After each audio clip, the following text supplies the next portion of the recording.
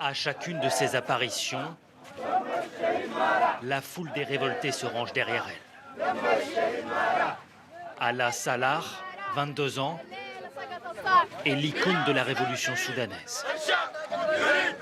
Celle qui incarne l'espoir de voir ce soulèvement triompher. Je viens au rassemblement tous les jours, car c'est l'endroit où je dois être. Comme tous les Soudanais qui sont prêts à se sacrifier pour la liberté. Chaque révolution a besoin d'une figure populaire.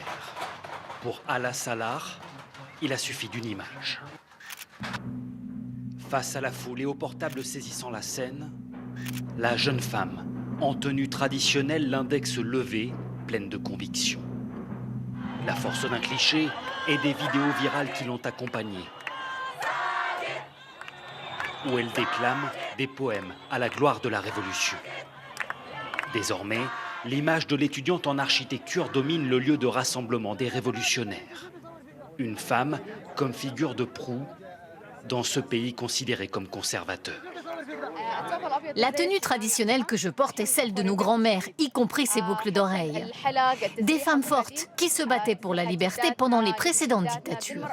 Elles se surnommaient les Kandaka, comme les reines soudanaises de l'Antiquité. Depuis le début de la contestation, les Kandaka de 2019 occupent un rôle central. Actives dans l'organisation et la sécurisation des rassemblements. Au Soudan, les femmes étudient, travaillent et peuvent atteindre des postes à responsabilité, y compris en politique. Mais les 30 ans de dictature ont clairement fait reculer leurs droits. Je ne dirais pas que les femmes sont opprimées dans ce pays. Mais si elles pouvaient continuer à prendre la parole, à faire valoir leurs droits comme en ce moment, ce serait déjà une grande victoire. À 19 ans seulement, Rivga Abderrahmane est considérée comme une héroïne de la Révolution.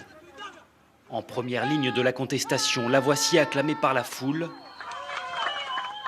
renvoyant des grenades lacrymogènes sur les forces de sécurité. Plusieurs fois arrêtée et battue par la police, désormais, elle porte autour du cou une balle tirée sur les manifestants.